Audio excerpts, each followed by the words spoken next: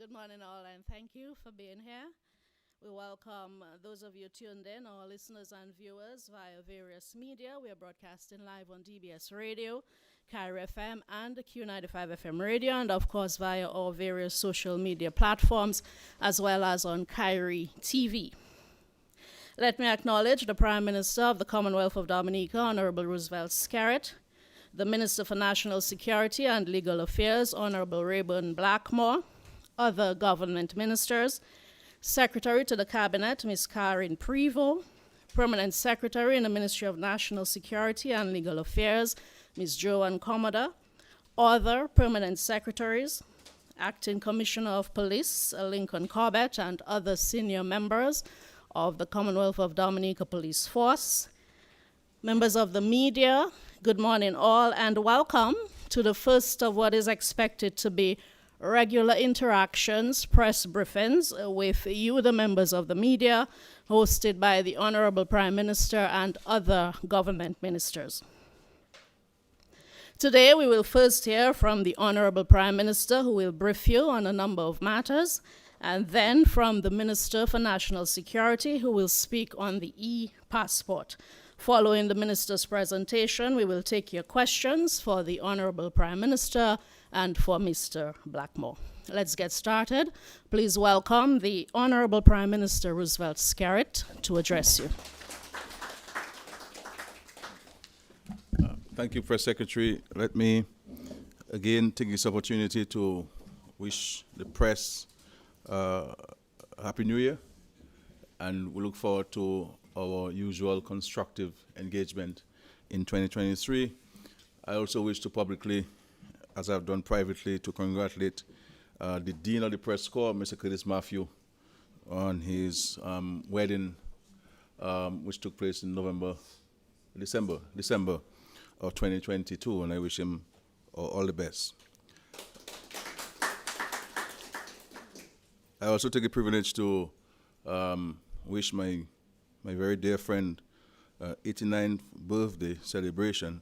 So it's a lady called Marlene in Penville, who is a matriarch of Penville, a matriarch of the Labour Party in Penville, and also to thank her for this most beautiful gift she gave me, the beautiful tie I'm wearing this morning. She gave it to me, and I mean, when an 89-year-old lady gives you a gift, I mean, you must be a special person. So I'm very grateful for this. I want to say to the press that we look forward to more engagement with you. I give you the assurance that myself as Prime Minister, we will meet on a structured basis, maybe every 2 weeks. But certainly in between, the press needs to clarify any matter, they can always reach out to the Press Secretary, who will be able to get me or any of the ministers. You will certainly be hearing more of the ministers and from the ministers on the stewardship of the ministries. I know that's a complaint we've had, that you don't hear from ministers often or at all. In the whole process of national reset, that's going to change. And so you will hear from ministers, and if they don't speak to you, then you complain to me directly, and I'll deal with them directly. But I want to make a few comments on some issues of national importance and matters that, based on what the public is saying, is of interest to them. The first issue is in respect to the petroleum products in Dominica. As you know, we experienced an unfortunate circumstance of having a shortage in December with a rush to the pumps, and part of this had to do with the sea swell, which interrupted the docking of the vessel in Dominica, as Petroleum had in fact made a purchase order for a significant amount of petroleum products, but the vessel couldn't dock and over an extended period of time, and that interrupted the schedule of the receipt of petroleum products. Now, as you recall, Dominica signed on to the Petroleum agreement very early after its establishment by President of Venezuela, of blessed memory, Hugo Chavez, and part of this strategy was for energy security in the region. with Venezuela using its vast resources to help countries like Dominica ensure that we can have continued access and of supplies.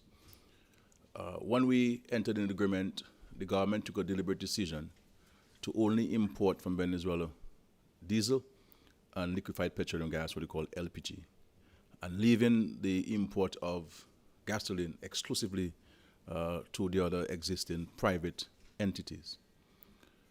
In an effort to assist fishermen, because fishermen from Saint-Sauveur, Scottsett-Soufrière, from Stowe and from Pont Saint-Jean, we decided to construct gas stations, but to provide gasoline to fishermen directly. And we also built one in Ansdeme as well, and to move into other fishing communities. Because when you look at Saint-Sauveur, you have to travel all the way to Castle Bruce, and Castle Bruce has none. You have to go to Marigot to get gasoline.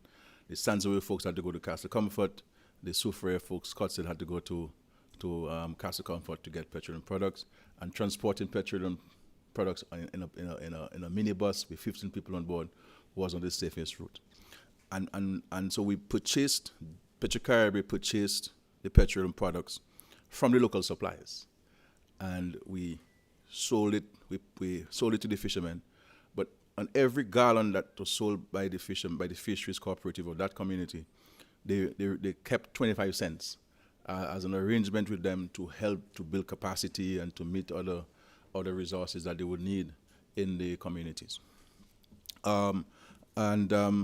Since the challenges with Venezuela under the sanctions imposed on Venezuela by certain countries, including the United States of America, there had been a cut in the supply of petroleum products directly from Venezuela. And so Petrocaribbean started importing petroleum products, including LPG and diesel, from West Indies Oil. Thank God we have seen a resumption of the supply of petroleum products from Venezuela under the Petrocaribbean agreement. So we've started receiving diesel and also LPG, and we have started receiving also gasoline from Venezuela.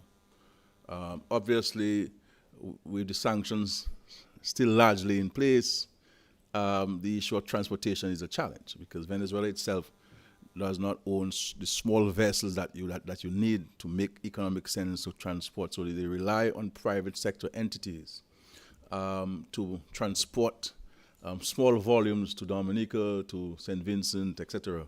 And so that was hampered and so on. And thanks to the extraordinary commitment of the president of Venezuela, whom I had the occasion to meet a couple of times last year, and who I had the occasion to write, to draw to his attention the challenges that we're having with petroleum products. They were able to have some kind of makeshift shipping arrangements using a badge from Venezuela to Dominica to transport the petroleum products, which speaks to the extraordinary relationship and commitment of the Venezuelan government to us. And of course, I send out publicly again our profound gratitude to President Maduro and the good people of Venezuela for their long-standing solidarity. Now, with this petroleum shortage challenge, the government has decided, and it's interesting. So in a crisis, you're able to think sometimes even in a more strategic manner, and this is what we did after the hurricane.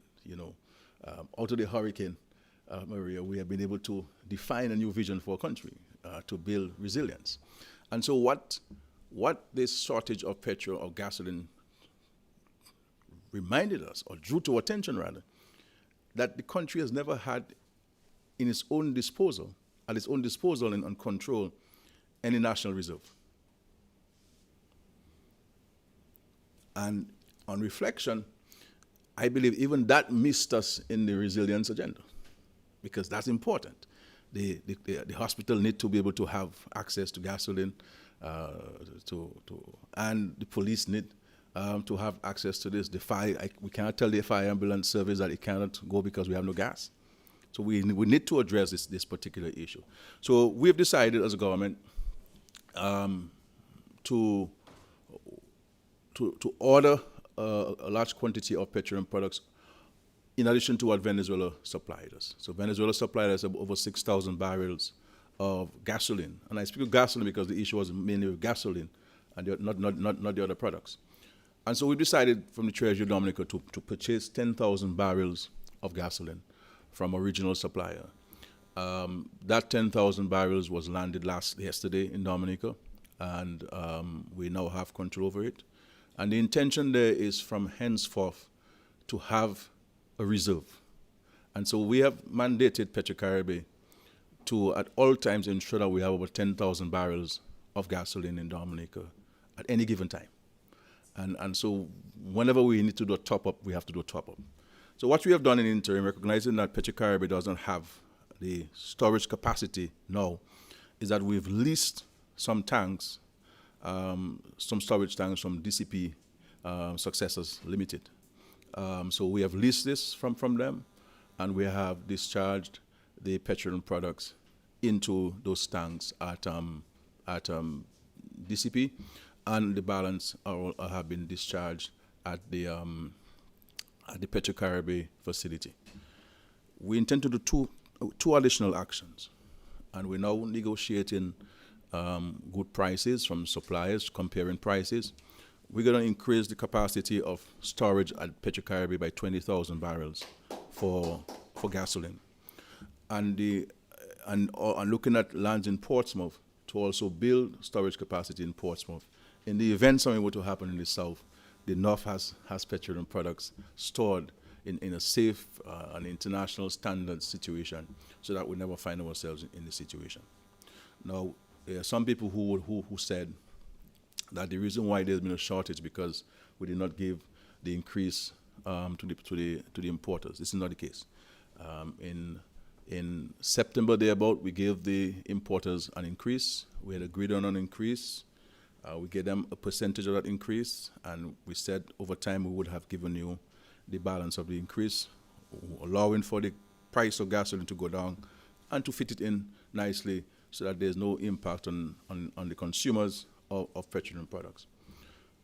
Just after we did that, the price shot up off the roof, and so it was difficult to have increased the price on the consumers at the time.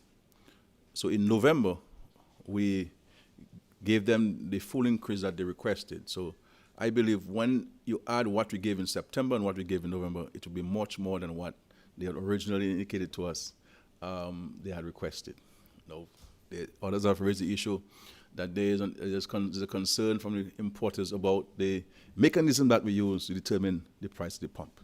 When I met with the CEO of West Indies Oil and at my office in the Parliament, I'll just tell you, I left Parliament to meet with him, the CEO of West Indies Oil, who's based in Antigua.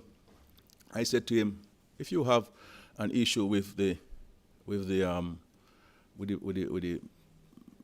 price build-up mechanism, then advise me on what you believe is the best one suggested. They have not done so. I know they met with the Ministry of Trade recently, and they said they would submit something, so we await that particular the particular request. So this is where we are. I can assure the country that all things considered, there's something we have no control over, but the actions the government has taken have been progressive actions, and I believe actions which would certainly help in ending any possibility of supply. So we'll continue to buy from Venezuela, but because Venezuela has the irregular shipping concern, we'll also be purchasing from this regional entity, this new regional entity that has agreed to supply us petroleum products. And the mandate to Petrocaribe is that the several millions that we spend in buying the 10,000 barrels, when you sell, you put in a special account so that you don't come back to us for more money. Money should make money. And so I really want to say that this is where we are. With that, the Ministry of Trade had been very proactive, the minister, in meeting with the suppliers, in meeting with the retailers, with a view to hearing their concerns and to see where we can address whatever concerns they may have as part of the holistic approach to addressing the situation. As of today, there will be the cabinet approved on Tuesday a new price structure. So as of today, January 16th, I believe it is taking effect today, January 16th. The gasoline prices will be $14.87 per gallon. We've seen a drop of $1.07 per gallon. The high sulfur diesel, the new price will be $15.42 per gallon, a drop of $1.30 per gallon. Kerosene will be, the new price as of today will be $13.84 per gallon, a drop of $101.20 per gallon. And the ultra low sulfur diesel, the new price is $16.32 per gallon, a drop of $1.65 per gallon. So there's an interesting drop in prices, and every cent counts. And LPG, there's also a corresponding drop between 20 cents and I believe and 65 cents from the 20-pound cylinder to the 100-pound cylinder and so forth. So this is good news. The other point I would like to draw to the public's attention is with regards to the resettlement of Petroleum and Good Hope. And just to give you a quick update, as you know, I am, as Prime Minister, personally spearheading the resettlement of the wonderful people in this part of the country. Last year, I appointed a committee of senior public officers to assist with the preparatory work for the resettlement relocation of the residents of Petroleum and Good Hope. And part of their mandate was to identify possible sites or locations for resettlement. Now, to find several acres of land can be a challenge, considering, if all things considered. Luckily, we have been able to identify a potential site where there's about 27 acres of land in a place called Johns Hill in Castle Bruce. I personally visited, along the Minister for Housing and the parliamentary representative for Castle Bruce, visited this site along with the chief surveyor, Mr. Lestrade, and the chief physical planner, Ms. Dorrival. And the advice coming from the chief physical planner and the chief surveyor is that this site appears to be a plausible site for the relocation. They are now conducting an environmental impact assessment because there are a number of variables one has to take into consideration before making a final determination on the lands. All of these 27 acres are privately owned, so we'll have to go through the process of acquisition based on the State Lands Act. But I visited the area, and based on the advice of the technical people, this appears to be a pretty good site, and we have enough land in the area to relocate the people. So far, the number of families in the immediate that we have to relocate are 58 families we have to build homes for. And of course, there are associated amenities and infrastructure one has to put in. So it's not just the homes, but you don't just build homes and that's it. But there's some supporting services you'll have to provide, shops and this kind of thing, so that people's livelihoods can continue from Petroleum and Good Hope in an uninterrupted manner. So we're pushing very hard on this. We can all appreciate the sheer cost of this, what it's going to cost, and so these are challenges which the government has to confront, but we have done so before. We're now building for the residents of Jubic some 44 new residences. As you know, some of them that were built after Erica were affected by Maria, and so we decided to build more resilient homes, concrete roofs, impact windows for the people of Jubic. So some 44 homes are being built with playing fields and shopping arena. We're also replacing the church that we had to take out. We're building a new fire service. We're upgrading the police station. And also we're building some 66 homes for the residents of the Granby constituency. So we're building over 100 homes there in center in Granby, those of us who know Granby, with all of the amenities. So you can do the maths in your head and you can figure the sheer cost of these 3-bedroom homes. All of the homes, I believe, most of them rather are 3-bedroom homes that we're building for the residents of Dubic and Grand Bay.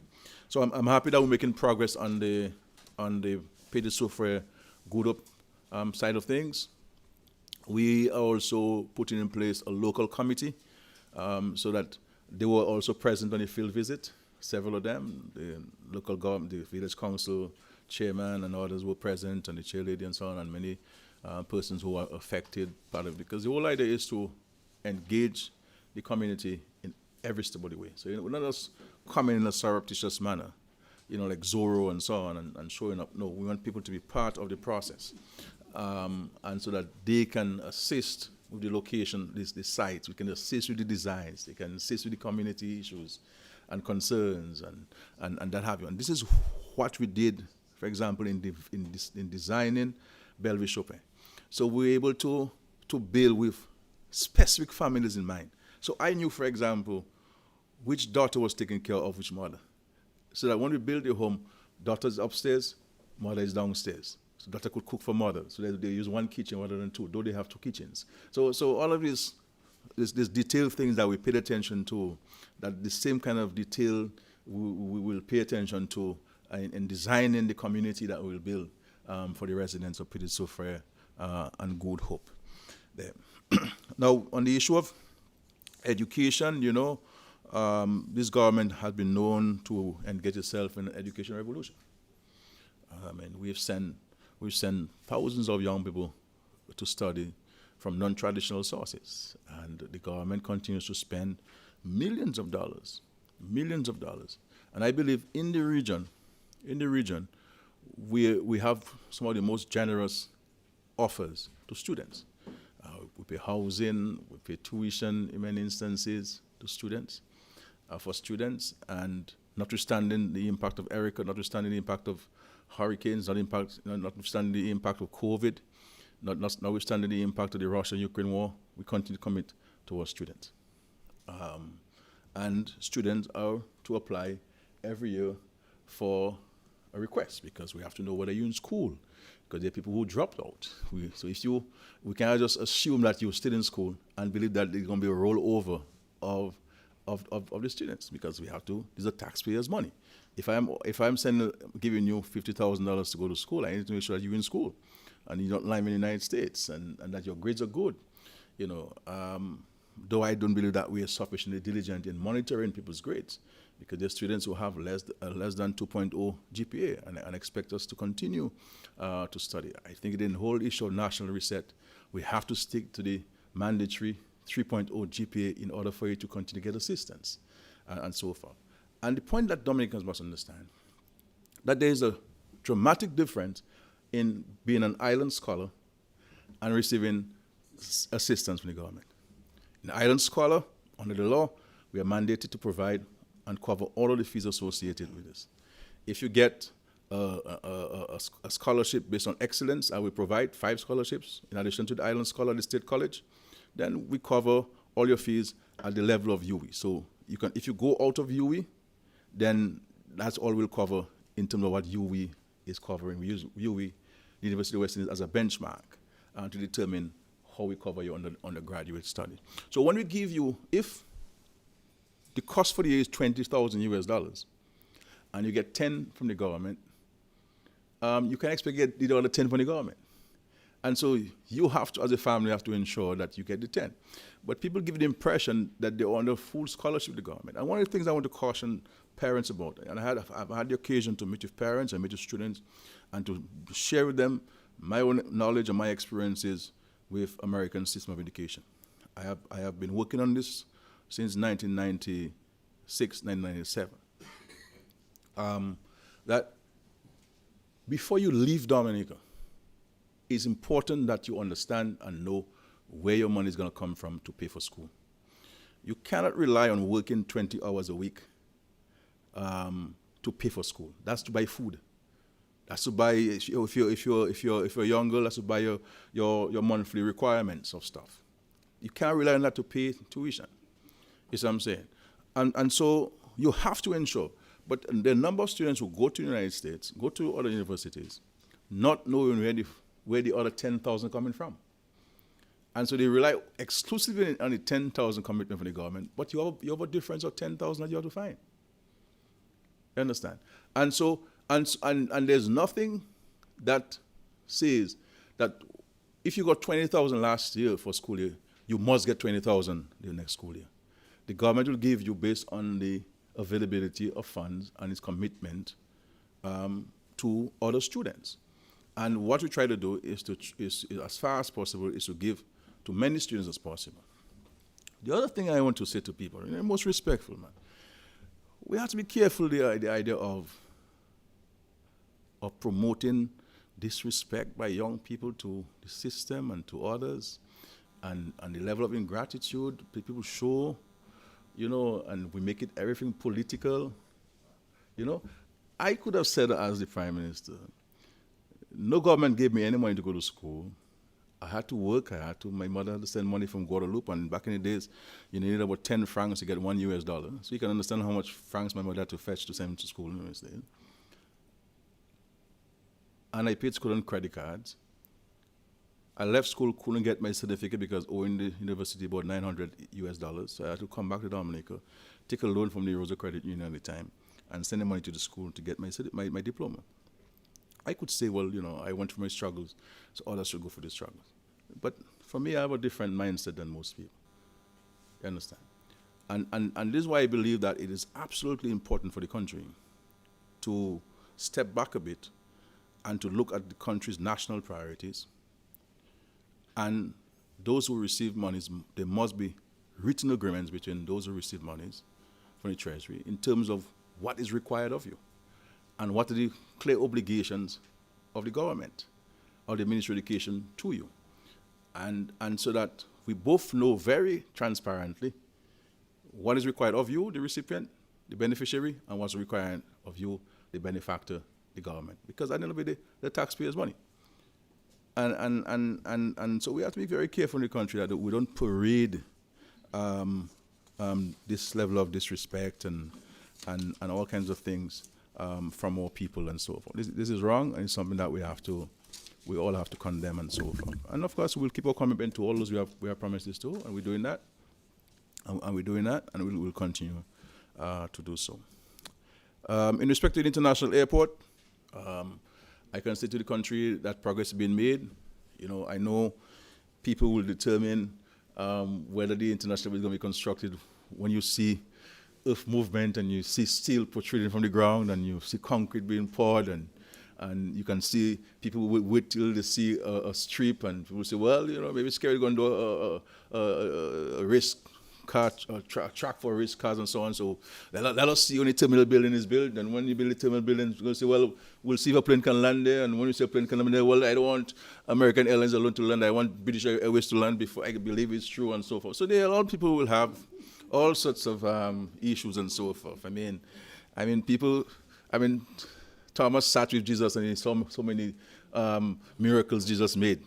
And he still denied, he couldn't believe that a man could die and he could resurrect. Though he saw when Jesus raised Lazarus from the dead, though he saw Jesus making the lame walk and the blind see, though he was there when Jesus turned water into wine. You understand? But no, I won't believe that Jesus you die and you resurrect after 2 days, or 2 days or 3 days? 2 days, right? 3 days. After 3 days, no. You know what I'm saying? So I understand people will have that reservation, especially when we've been hearing it for the last 60 years. You understand? But it's a commitment we have, and I am very confident that we will build this airport. The progress being made. The ship that's carrying the heavy equipment is on the waters, meaning that it has left China to come in. The contractors have been building the landing site in the Woodfordville area because the sheer size of the equipment and the narrowness of our roads, some of the roads and bridges won't be able to sustain the weight of those equipment, so you have to barge all of them to the Woodfordville site and get them off. We have identified the the Pottersville Savannah as a landing site so that it will be temporary for a short time just to get them off the port and so that we can get them out to Woodfordale. The geotechnical studies near completion, and obviously it will be ongoing, but the critical ones are there. All of the studies for earth movement have been completed with some variations because of the wetness of the soil, the more humidity in the soil than we anticipated, and so forth. The final designs are nearing completion because you have to keep making changes, so it's never really final until you really complete the airport. So the number of important aspects, the lab is functioning and not only providing services to the airport, but even the government now is using the lab for other investigations across the country, so that they'll be very helpful with that. So we're very confident, and I believe that the equipment based on the schedule will be in Dominica in February of this year, God's willing. And so once they land, then you'll have the type of equipment that you need to really do the kind of earth movement that you need to move ahead with this. So we're very confident on this. We had to build some additional homes to satisfy the needs of some residents there. So that's been done, and some 26 or so families have been moved into the homes, and they're very happy with the quality of the homes that they have, and people are generally happy. We've compensated the bulk of the people. There are some people whom we cannot find either because they're overseas or, in some cases people are deceased, so we are not able to finalize some of the payments for them. But that will be done as we go along. But we're very grateful for the level of cooperation and collaboration from landowners and property owners in the area. And so tremendous work has been done. I want to commend my staff for the diligence, the permanent secretary and Dr. Colin McIntyre and Bernard Lloyd, and of course Mr. Samuel Johnson, the CEO of the International Airport Development Company, who've been extremely diligent in ensuring that all of the aspects where the government is concerned, where the contractors are concerned, the developers are concerned, that they're doing what they should do to the quality of work. We continue to engage our regional international partners, ECCA, and of course others, ECA and ICAO. ECA and ICAO, we continue to engage them so that they can provide advice to us. We're building our own capacity in the company to ensure that the quality assurance issues are addressed. So we're making some progress in this. And I guess people would like to see real movement, and certainly very soon, God willing, you'll see real movement on this. I also want to make a short comment on the situation in Brazil. Brazil is a sister hemispheric country. It is part of a region, and we have a duty and obligation to them as well. So I want to take this opportunity to speak briefly on the recent developments in Brazil, where on January 8th, a mob unleashed mayhem, invading and ransacking Brazil's Congress, Supreme Court, and the presidential offices, intended to spur military leaders to topple the duly elected government of President Lula da Silva. Dominica stands in full solidarity with the government and people of Brazil.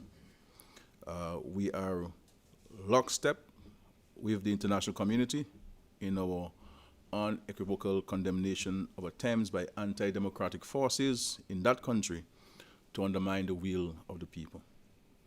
The ongoing efforts to destabilize the government of Brazil shall not stand, and the full extent of the law must be used to bring the perpetrators to justice. The movement inspired by anti-democratic government, anti-democratic leaders, and fed by conspiracy theories remain a threat to democracy, not just in Brazil, but throughout the hemisphere. We see what happened in Peru, we saw what happened in Bolivia, and we've seen attempts here in the Caribbean, even our own country as this. We are beginning to see a propagation of such tendencies in many of our nations, as I said, big and small, underlying the need for each of us to be vigilant in the defense and protection of our democracies, guided by fully established norms and the rule of law. It is totally unacceptable that some forces in many nations continue to peddle the notion that any election they lost is not proper, even though there is no evidence to support the claims.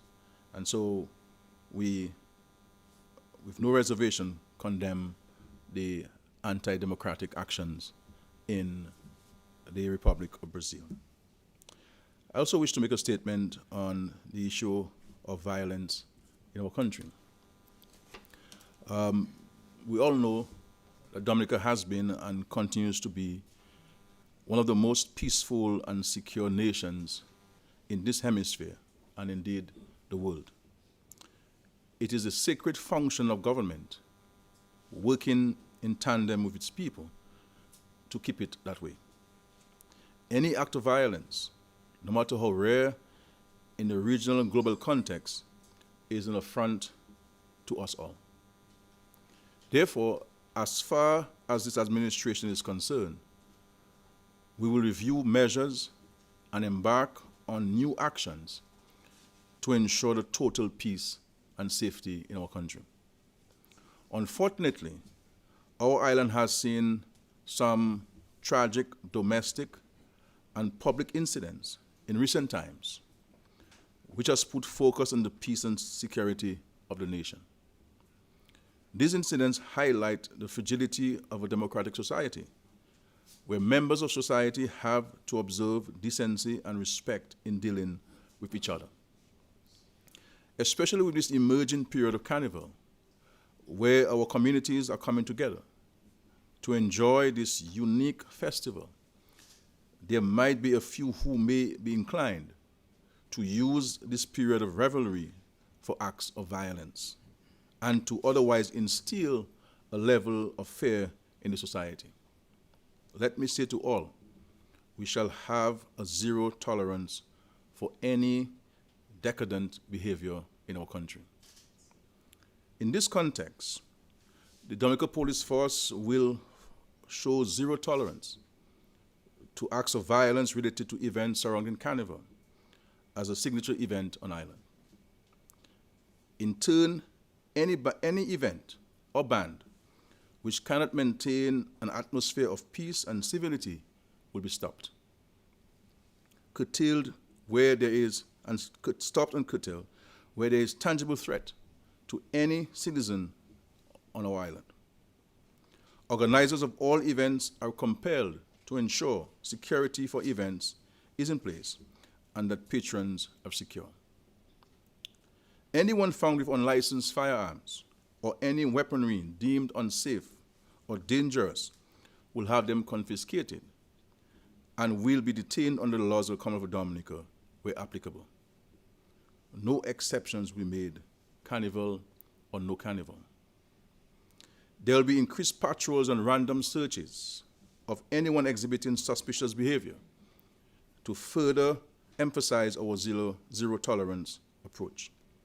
And I want to say to the country that when incidents happen, we all have an outcry. Police should do that, police should do this. But when the police is conducting its responsibility, effecting its responsibility, we're the very same ones who stand to criticize. So, the police is doing searches for guns and ammunitions. We're waiting in the road for 10 minutes. We get upset. Why should the police be searching at 8 o'clock in the morning or 4 o'clock in the afternoon? Why can the police search at 3 o'clock in the morning? But who is on the road at 3 o'clock in the morning? So we have to be consistent with our attitudes and not wait for when an incident happens. We all go into a frenzy, and when the impact of it subsides, then we go back to our usual state. And so, on the matter of domestic violence, this requires a more fundamental approach, which is a priority for us as a society and a people. Legislation and enforcement are critical parts of this, but ultimately, it is in the community and in the family that the solution lies. We will seek to engage a number of stakeholders across the communities before unveiling additional avenues and safety measures for those who are most vulnerable. We all have to condemn all acts of violence, especially domestic violence.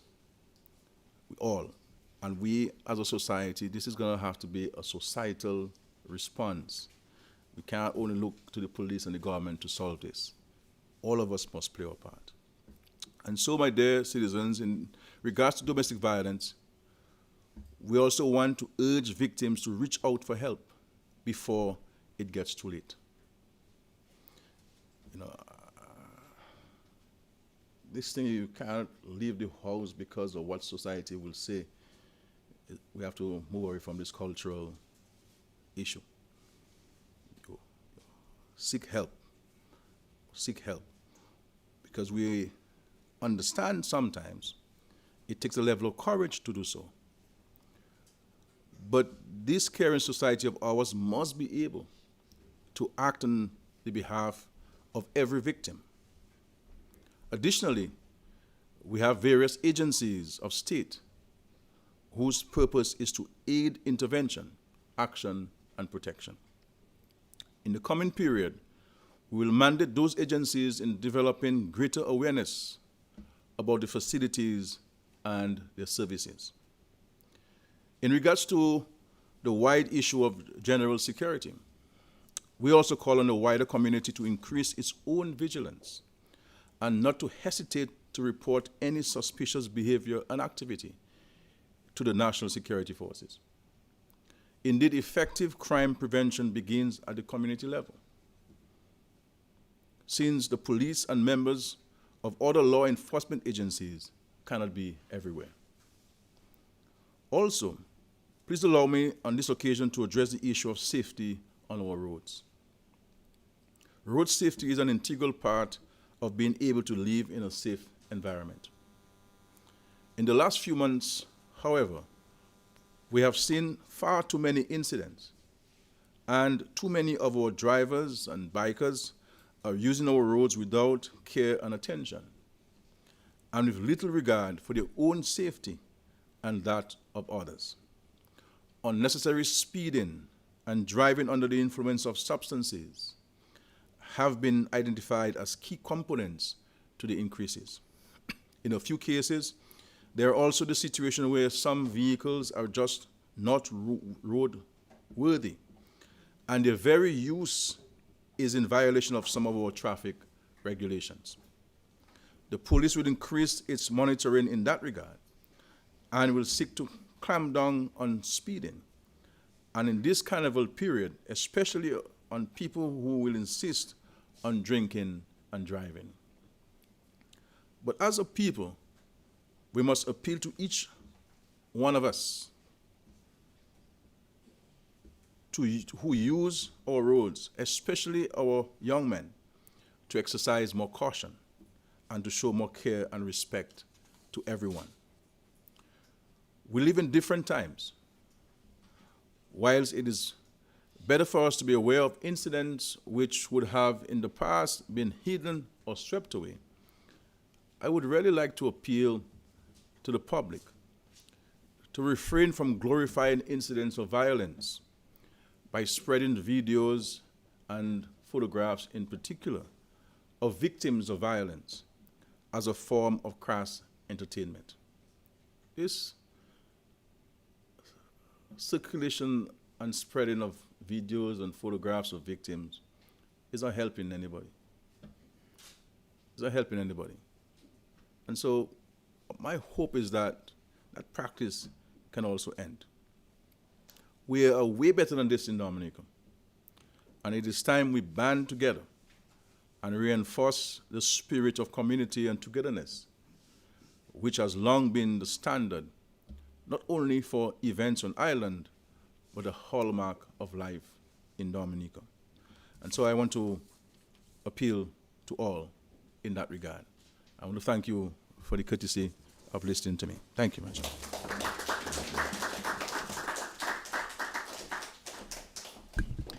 Well, thanks to the Honorable Prime Minister for these updates. Please stand by. The Prime Minister will take your questions. After we've heard from the Honorable Minister for National Security and Legal Affairs, Mr. Reuben Blackmore, who will update us on the e-passport. Please welcome Mr. Blackmore.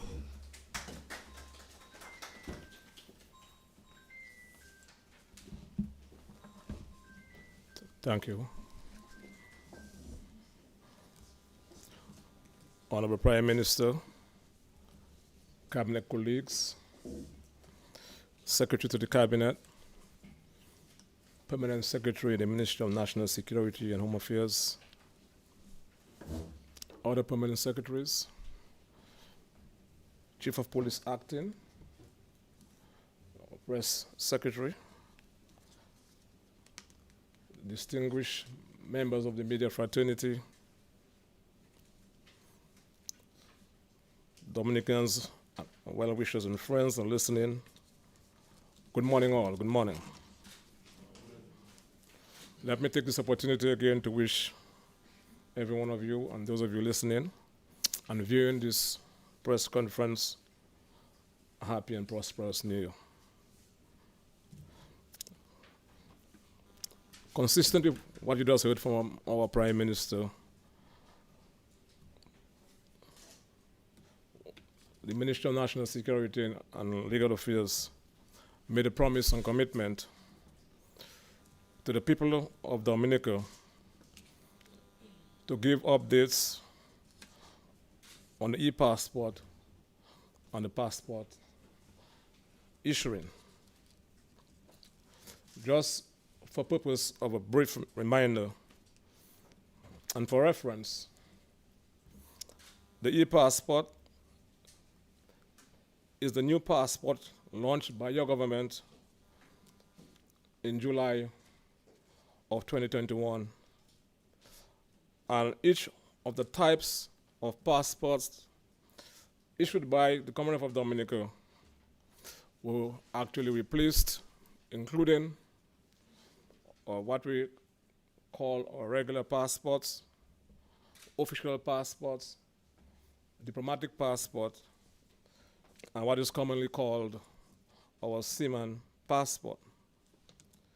This new passport, as we said before, contains more security features than the previous passport, the machine-readable passports, and therefore includes a chip that contains the biodata information of the applicant. For those of you who have already obtained this new e-passport, you will attest to the fact that it has more pages than the previous passport. The previous passport had 32 pages. The new one that we have now has 48 pages. And the new passport, you can also testify to the fact, those of us who have received and obtained those new passport, is more resilient to water. Please don't throw it in water. And therefore, it is more secure, and it contains biodata security features that we did not have in the old passport. As I've said in previous media releases and press conferences, but I want to reiterate and to assure the Dominican public and everyone seeking citizenship of this beautiful country that the e-passport was chosen to ensure the integrity of Dominica's primary travel document, and it was also chosen to maintain and to extend this security integrity that I just spoke about. I want to say further, as with any new system, you're going to have gripes, you're going to have inconveniences, etc. And I really want to take this opportunity to, on behalf of the government of this country, to express my gratitude to the Dominican public for their patience so far. With your permission, I also want to highly commend the head of immigration, Inspector Hunter, and his staff compliments for the extraordinary effort thus far and the support given to the minister, the permanent secretary, and also the coordinator of this program, Ms. Viola Powell. You may recall when the new e-passport was first launched, your government offered a phase-out period of 2 years. However, upon review, and due to the security concerns arising from the mission-readable passports, there was a need to ensure that Dominica remained compliant with international standards of its official travel document, namely a passport.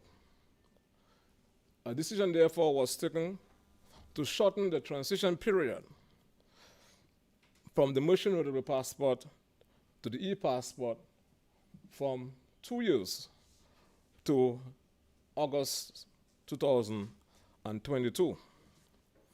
You may also recall that your government gave due consideration to some of the inconveniences that was caused and therefore extended that period to December of last year, that is to say 2022. I want to just reference Section 28 and Section 29 of the Immigration and Passport Act that provides a legal facility for anyone who is the Minister for Immigration, the authority to determine the form of the passport for the Commonwealth of Dominica, and to make rules, therefore, regarding the issuance of passports, which also includes, among other things, the authority to ensure the phasing out of passports and the relevant prime term. After much consideration and discussion, and based on the need to ensure that Dominica fully embraces the new passport, your government has decided that there is no utility in extending the passport's transition deadline any further. In that regard, the government of Dominica, through the Ministry of National Security and Legal Affairs, has taken several measures to ensure that Dominicans have all the information needed to enable a smooth transition from the old passport or the mission-readable passport to the new e-passport. This includes regular media interfaces by your minister, increase in staffing of the immigration department to enable quicker and more processing, additional equipment, and an extended shift system to enable vetting, printing, and other necessary works. At present, as we speak, we have 3 shift systems around the clock to enable printing. That is to say, from 8 o'clock in the morning to 4, from 4 to midnight,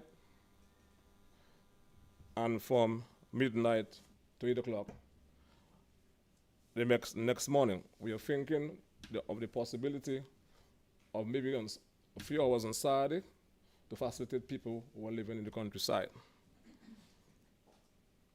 There are also other measures taken by your government to facilitate Dominicans in the rural communities, and as a consequence, we had a local registration drive which was undertaken from February to March of last year.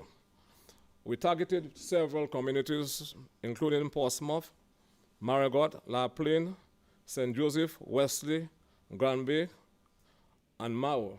I said Mao last. And over 900 passports were issued in that drive. We also launched a regional outreach program in April and May of last year to include St. Martin, on both sides, French and Dutch, St. Thomas, St. Croix, and St. John, and a total of 597 passports were issued. The government, through the Ministry of National Security, will also undertake more regional outreach program, and we are targeting in due time, which will be announced. Antigua and Totola, I've been getting a number of messages saying you have more Dominicans living in Antigua than St. Martin.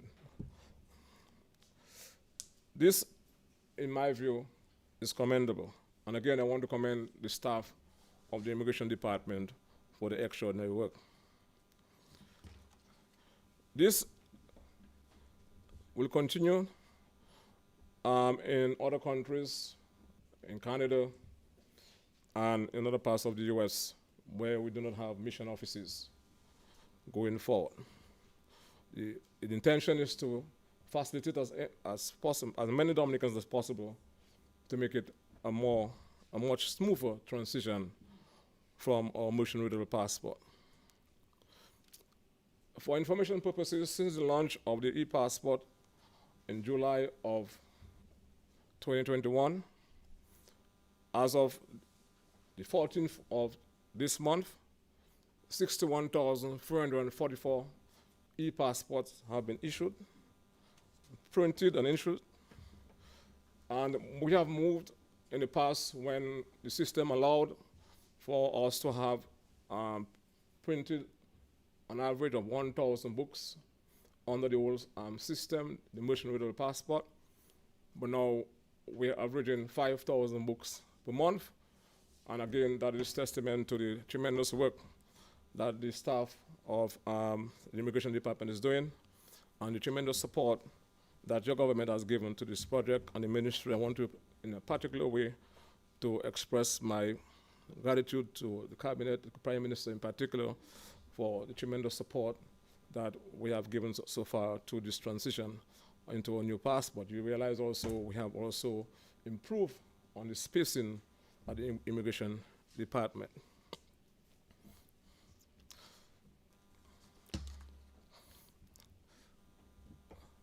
Now, I want to also say that the fees structure has not been changed. And you know, some people make it their vocation to misunderstand the purpose of social media platforms and then use it as a vehicle to spread misinformation. That is not true at all. And the minister or the ministry would never even attempt to increase the fee structure without the approval of the Prime Minister and Cabinet. And we have no intention as a government that is concerned about these people in doing that at this time. But I have some other important announcements to make. I know that you want to hear. As I indicated earlier, there will be no extension of a transition period, as we do not see any utility in endlessly prolonging the extension period.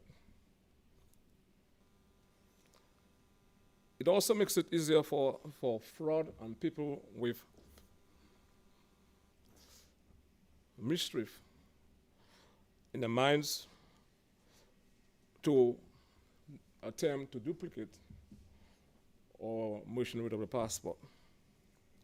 But a government that is caring, and we take, of course, into consideration the fact that we had a long holiday break, Christmas, New Year, etc., or New Year season, and as a result, all staff members of the Immigration Department were not always present to actually give you the services that you need to pick up a passport and to therefore apply for a new passport.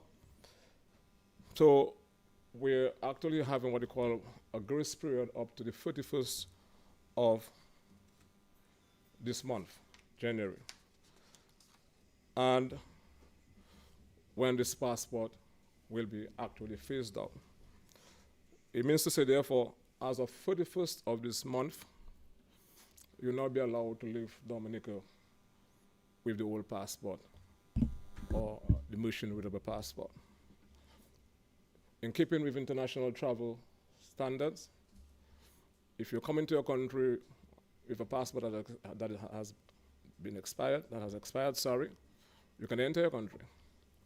But you'll not be allowed to leave the country with the old passport. You are obligated, therefore, to apply for a new passport going forward.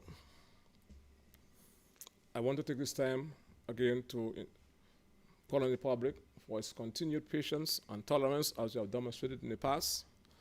And the Immigration Department will continue to look at the processes and to make requests as to how we can better improve on the processes. And that will be done for the express purpose of trying to shorten the period of time from application to actual receiving point of your passport shorter. So to date, if you apply for your passport, within 8 weeks, you'll be able to get your passport, your new passport. Again, if there's an emergency, the word emergency, and a number of English words, English has the most difficult vocabulary. Like one word can mean so many different things. But the word emergency, to me, has one connotation. So if you have a wedding, you would have planned your wedding a long time. That's not an emergency. If you have a death in your family, something like that, or a medical issue, that's an emergency. Do you understand what I'm saying? And so if you want to go on holidays for the summer, and suddenly you see it as an emergency, you would have known that. So I just want to say this because these are some of the challenges that the head of the immigration report to us, that some people come before them and say that they're emergencies. So thank you very much, and I want to give you the assurance that we'll continue to do what we have to do as a government to make it easier and smoother for you to actually obtain a new passport. And again, this demonstrates the commitment of our government to ensure that Dominica belongs to the global space of excellence, because the value of a passport is measured by your ability to use that passport to travel to various centers internationally with less hassle. So thank you very much. Thank you.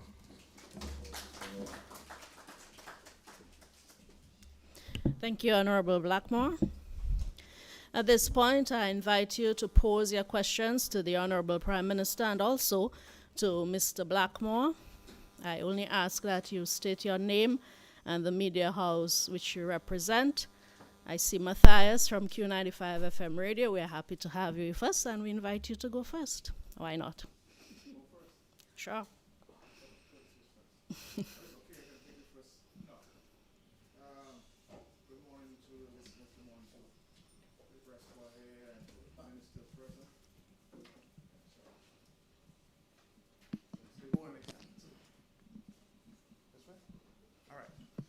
Good morning to everybody, Mr. Prime Minister, Mr. Minister of Security. The question as it relates to gas, I have two questions, and the storage. I see, I don't know if it's purposely done, I see that you're avoiding the issue of storage as it relates to Rubis. Is negotiation still on the table with Rubis? Your question. The second one is, as it relates to electoral reform and the statement as it relates to the judge, the former judge. Can you give us an update on that, please, electoral reform? Thank you.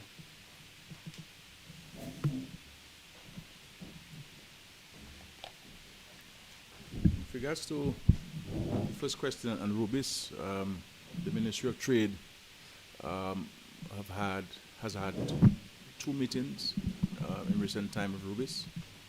That is following on the engagement with Rubis last year and other suppliers the offer of a price increase was always the issue, and so that is no longer an issue. But with Rubis, there is a particular request, and just to be transparent with the country, because I know so many things. I try to, if you recognize, I did not make any reference to this. I'm only responding to the question that you asked. Regards to Rubis, they have made 2 additional requests to the country. One, that we pay them for 5 years of claimed losses. So they want the government to pay them 5 years of claimed losses. And secondly, they want a commitment of a compulsory 12% return on their sales. So we have the view that these 2 requests are out of the ballpark and in discussion, because I don't see how a treasury can pay out to any enterprise for losses, and if a country were to agree to that, there would have to be independent audits done on a wide range of variables considered, etc. And I don't think that in a free market economy that the issue of putting in legislation or otherwise compulsory 12% or any kind of mandatory return on your investment is something that I believe that any sensible government or citizenry would give consideration to. So this is where we are with it, and based on the information that we have and some calculations that have been made, they're talking about the claims would be in excess of 20 million East Caribbean dollars. I can say that when Rubis came to Dominica, we provided Rubis all the concessions they required. We're prepared to engage them to see if they could continue their businesses in Dominica. We have increased the price, the profit margin for the importers of the petroleum products. We'll be hoping in the next few weeks to also give consideration in the affirmative to an increase in the price, in the profit margin for the gas stations. So that will be done very soon once we receive the recommendations from the Ministry of Trade, and they're having this back and forth discussions with the service providers. And whatever other support that any one of those importers of petroleum products would like from us, who would like to do this. And also say to us in the country, the importation of the decision by the government to import and to have in reserve is largely from a national security standpoint. It is not to displace any existing operation. As I understand it, for example, West Indies Oil, they have a capacity issue. Some of the tanks need refurbishment, upgrades. And likewise, I understand NP has a tank that it has to also upgrade based on the information that we have. So there's some things that some of the importers of petroleum products would need to do. Because for the last year or more, we have been leasing to West Indies Oil at Petrocaribbean storage facilities. So it tells you to the extent to which we facilitate the importance and we're prepared to do that. It is not, I don't want anybody to think that we have had an acrimonious relationship with the importers. I have a responsibility to the citizens of Dominica. And I also have to ensure that those who do business in Dominica can make a profit within reason. And so my responsibility as Prime Minister is different from everybody else in the country. I have to do the balancing. And you know, what I'm saying. But I also have to be responsible in ensuring that how we use taxpayers' money conforms with the existing laws of the country. So we continue discussions, but we are open. We continue to engage. Whatever facilitation within reason that any one of them require, then we are prepared to provide that support to them. But our importation is to ensure that in the event of a sea swell and a boat cannot come, we'll have products on island. Yes, I'm saying. In the event that the current importers of petroleum products do not have the financial capacity to import to the extent to which they should be importing, the government would have a reserve. Because just to say to you that Petrocaribbean has no gas stations, except the three that it helps the fishermen with. And so Petrocaribbean is the only one that is supplying the Ruby's gas stations in Dominica. NP is not doing it, and West Indies are not doing it, obviously, maybe because of their business model and the business arrangement. Because I understand that where you're making a little money is in the retail. So people who like to sell all of the gas they import through their branded gas stations as far as possible. That's a business decision. It's not a criticism. It just brings a fact forward.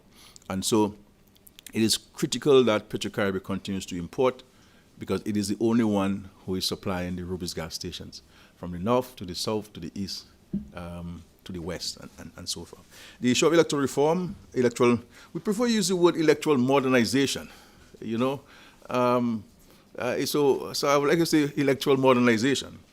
I will hold a consultation with the sole Commissioner of Justice, Sir Byron, on Monday, 23rd of January, to have a first look at the report that he has presented and the associated legislation. So I will have a meeting with him on Monday, 23rd. Also want to inform the country that Dr. Kenneth Darrow is already at work to carry out the national coordination of all aspects relating to electoral modernization. And our hope is that very soon we will start engaging the public on the various aspects of electoral modernization. My only hope and prayer is that that process can be efficient in terms of the country agreeing on what are the elements of the reform, and that we can go to Parliament as quickly as possible to enact the legislation and start the process of effecting the issuance of the national ID cards, and to go through the process of verification of voters on the electors list. And so I'm hoping that the dissonance that may exist could be eliminated very quickly, so that we have electoral modernization in Dominica, and this one thing can disappear very quickly in this new term. And let us look for the next election 5 years from now, for a new election with a new system and so forth. There will not be any election in the next 40 months or 24 months. So I don't want anybody to anticipate that because under the Constitution, the only person who can call election is the Prime Minister. But there will not be anyone in the next 24 months. So don't look to April 2025 when Skerrit say he's going at the time of election. No, there'll be election would be a little later than that. Yeah. Yes, Curtis. Prime Minister, good morning to you. Yeah.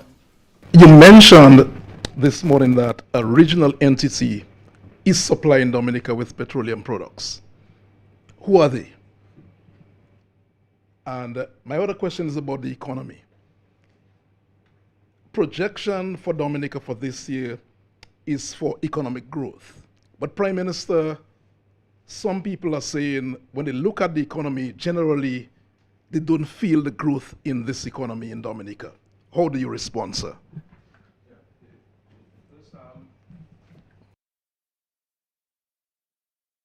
System I can get you, but it's a company that is based in Jamaica. They also supply some part of the region. Their product come from Houston, Texas, and we have entered into agreement with them to supply us. Effort to diversify where the country procures its petroleum products from. And so they have been very efficient in their responses, and the service that they are providing to us is greatly appreciated.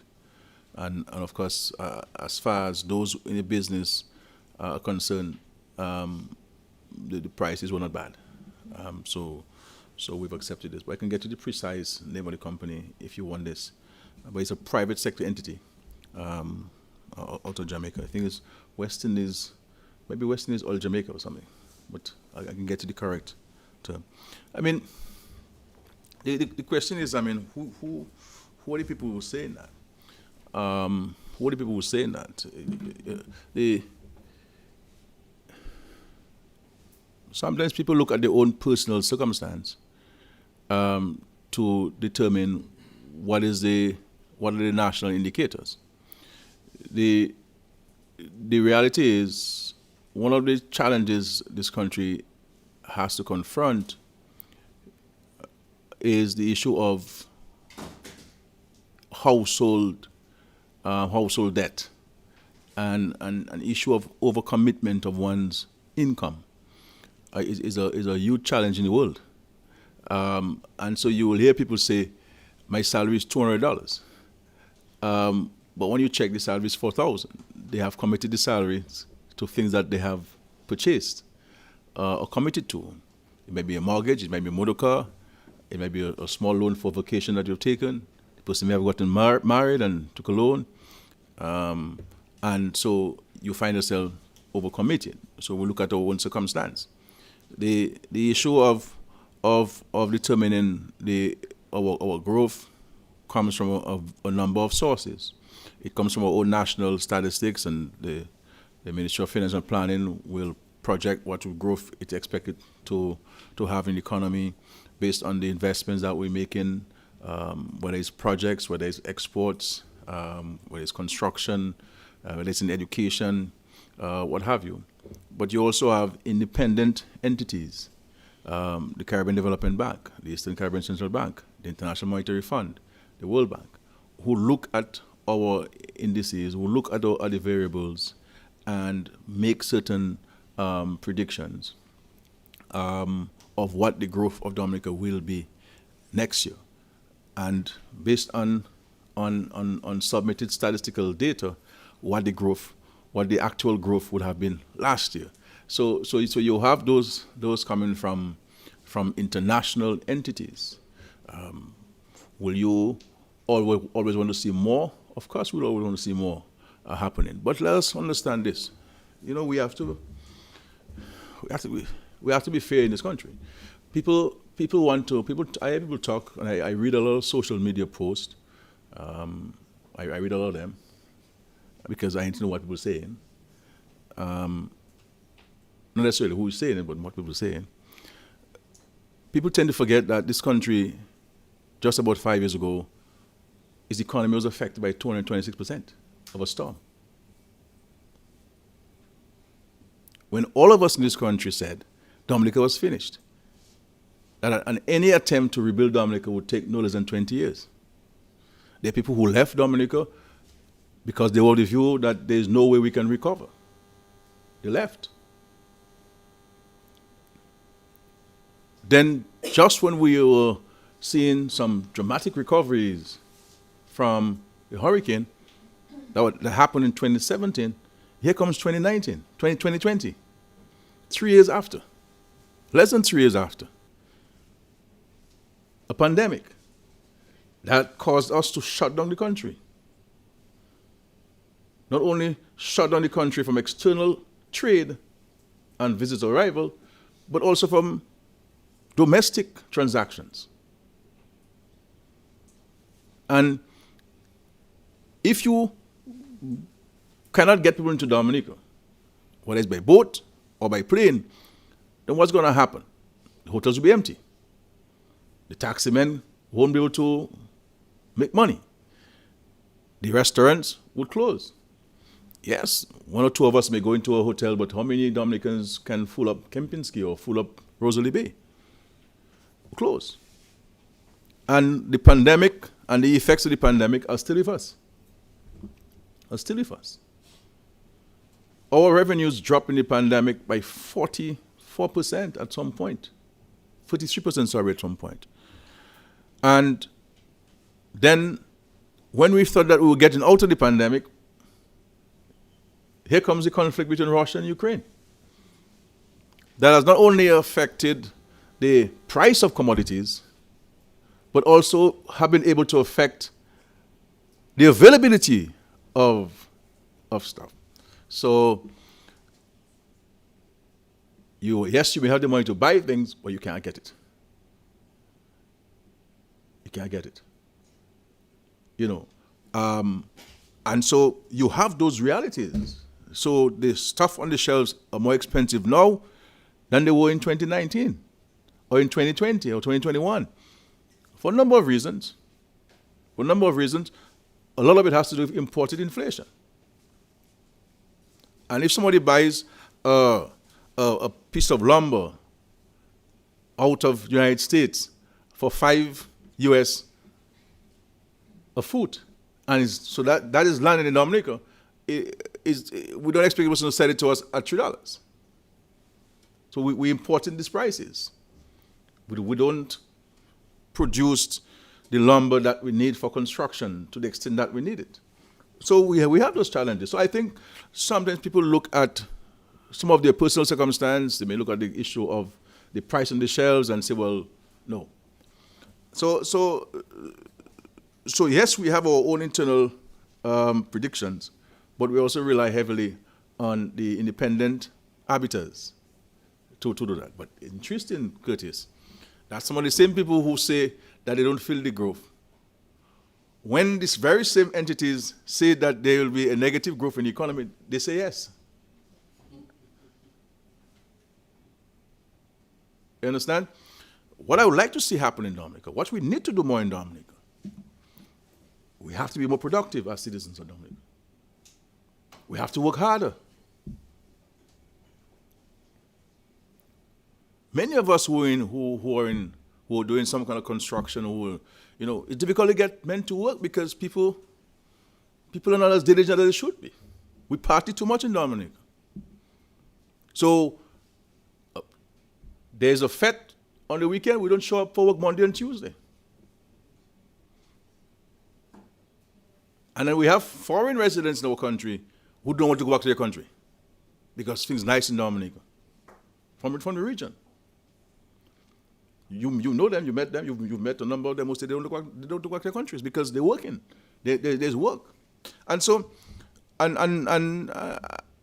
so I don't agree with those who say that there's no growth. Of course we're going to see more things happen in Dominica. More things happen in Dominica.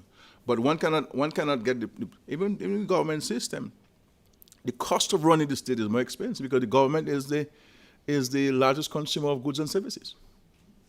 So if when people complain about the price of petroleum products, the lower the price of gas at the pump is, the better for the government.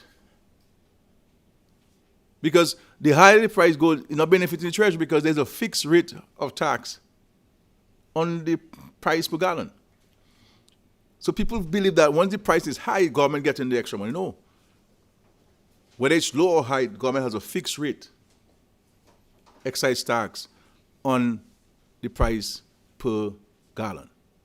So this way, for us, the lower it is, the better, because there'll be more consumption. Be more consumption because it's lower. Guy figure he can pull his tank. You go to Pennville, see a friend there. You go to Soufriere, come back. Go Portsmouth and Lime and so forth. And so I would like to see the price go down as low as possible, so we can see more revenue coming from petroleum products.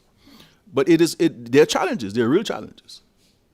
And with all of these challenges that the world has brought onto ourselves, we continue to provide for the citizens of Dominica.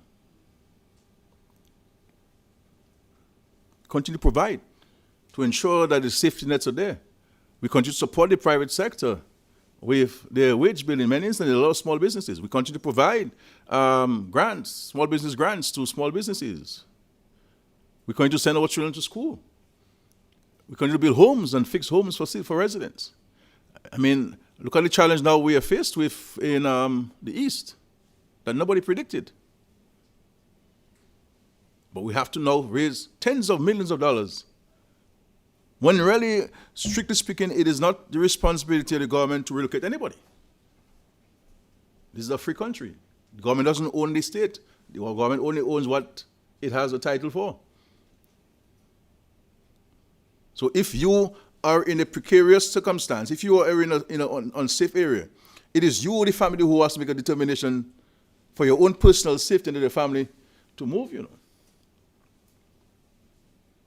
But the government, because of its benevolence and compassion, is assisting to underwrite the cost of that. But all the government has to do is to declare the place unsafe, and that's it. Insofar as its obligation is concerned. Yes, so I would agree with everybody who said that we'd like to see more happen. This is why we're pushing so hard. This is why I work 24 hours a day, 7 days a week. Because I'm not satisfied. I would like to see more happen. And in a faster pace. We need to see that everybody can have a job, and all of the infrastructure that we need to deal. There's a bridge that we have to construct in example, we have three bridges. We have Roosevelt Bridge that can cost us about $15 million. We have a bridge there in Sari Falls there, the river, that might cost about $8 million. We have the one in Bath Estate, that is about $12 million. We have the bridge in Hampstead, that is estimated to cost about $11 million. Do the maths. So when people talk about only mortar and steel, then if I wish I could build these bridges in wood.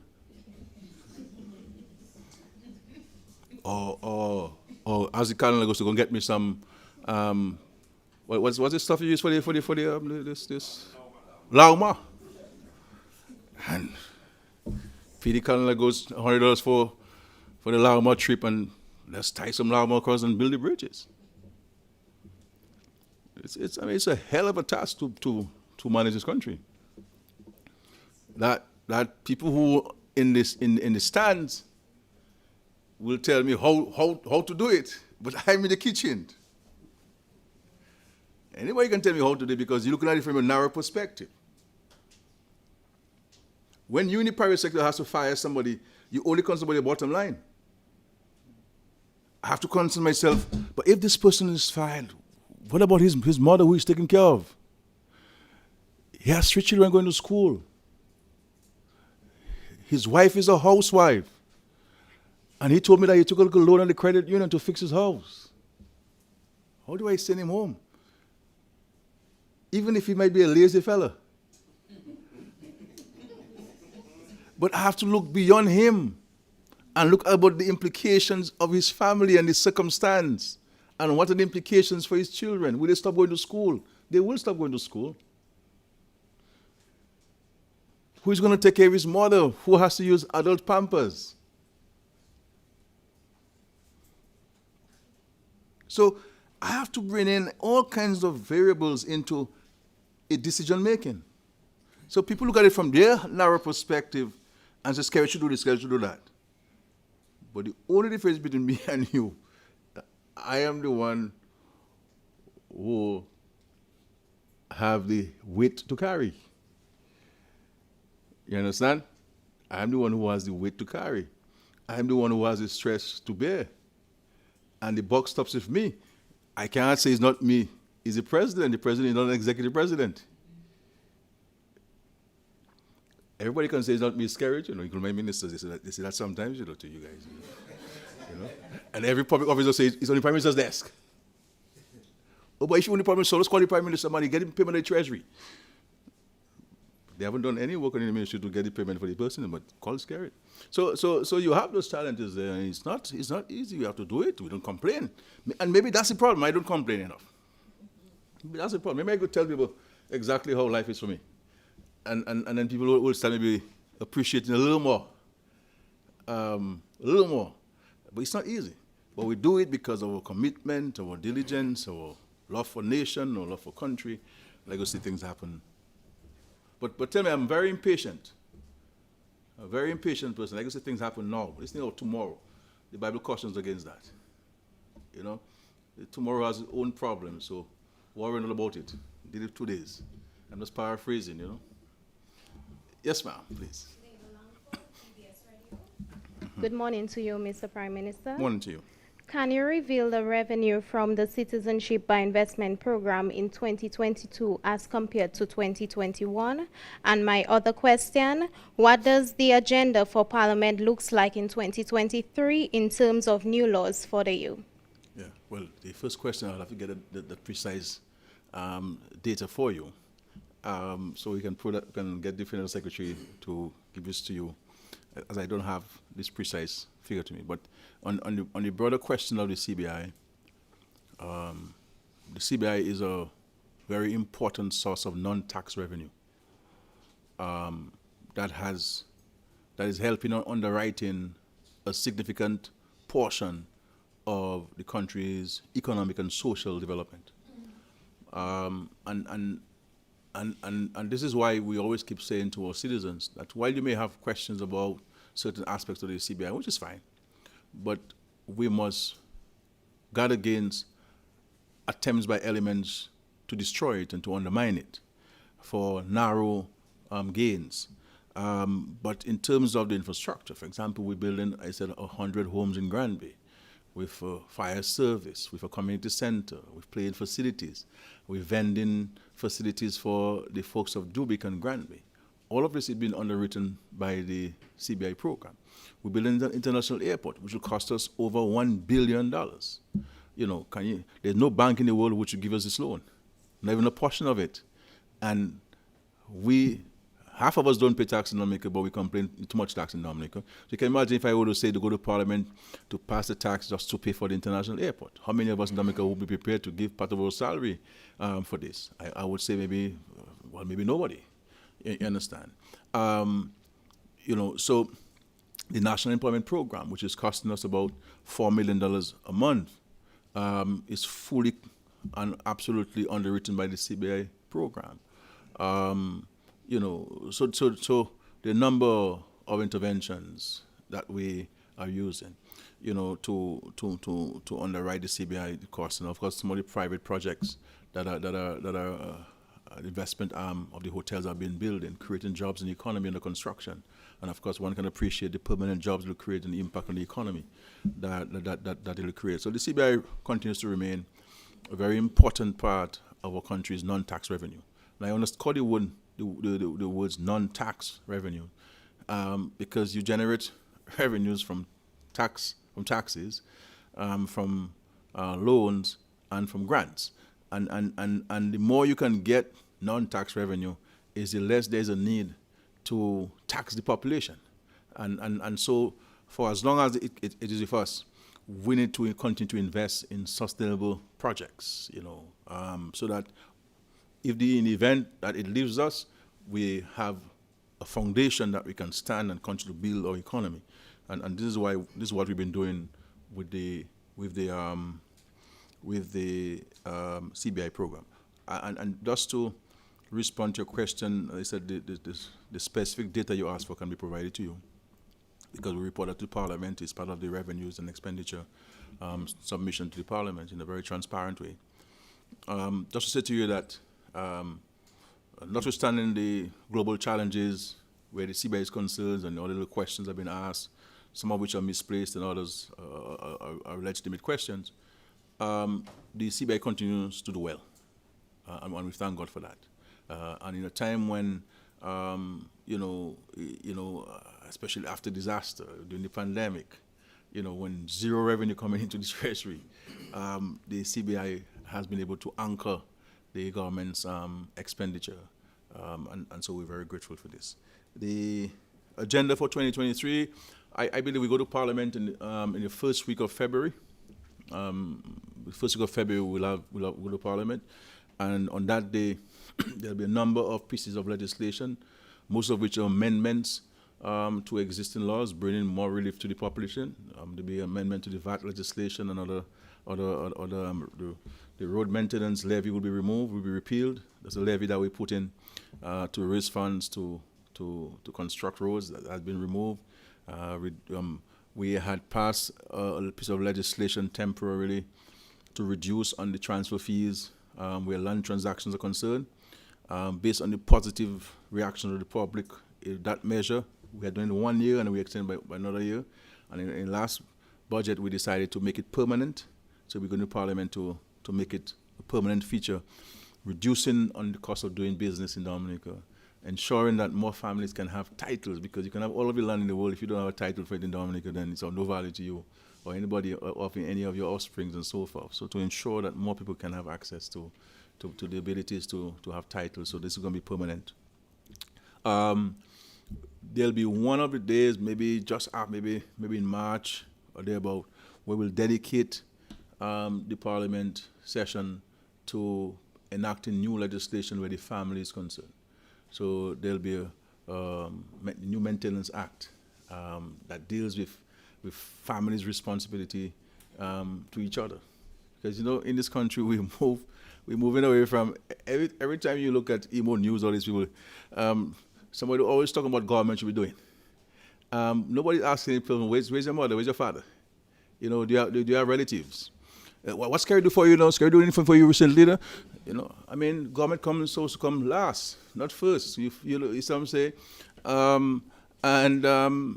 And so we have to ensure that people take care of their family. So not only about the guys who are neglecting their responsibilities to their children, but also children neglecting their responsibilities to their parents. Their parents will also be part of the legislation. When we start taking care of his child, yes, we're going to deal with him in the law in a stronger way.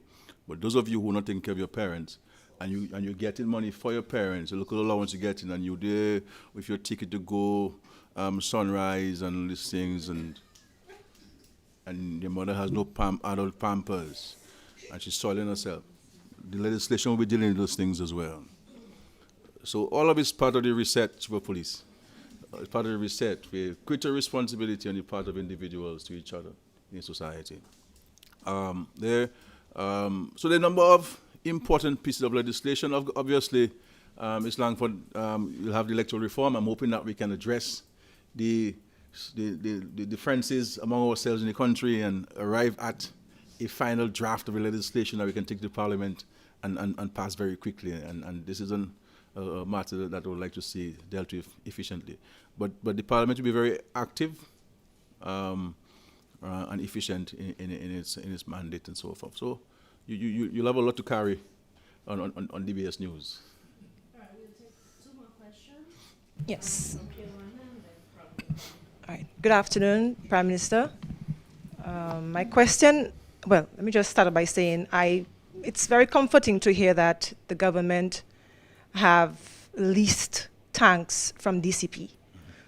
Can you provide us with some more information as it relates to the safety measures that will be taken to ensure that these tanks are fit for storage? Yeah, it's a good question. We have done so. We have done so. And I believe that we are satisfied that the measures that we put in place are safe, because it is not only these tanks that are there are a number of other enterprises on site. And so the precautionary measures must be taken to ensure that in the event that there is a spill, in the event that there's a fire, that it can be contained within the vicinity of this of the tank. So a number of actions have been taken by Petrocaribbean.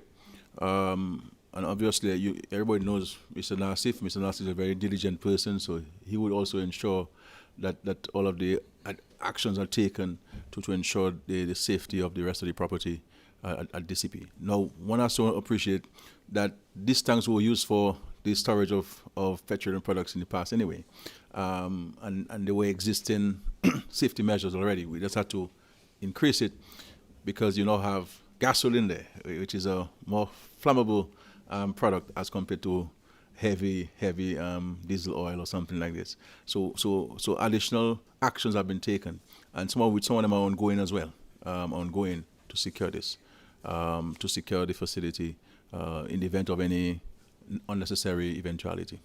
Sure, but all actions have been taken. Yes, ma'am, please.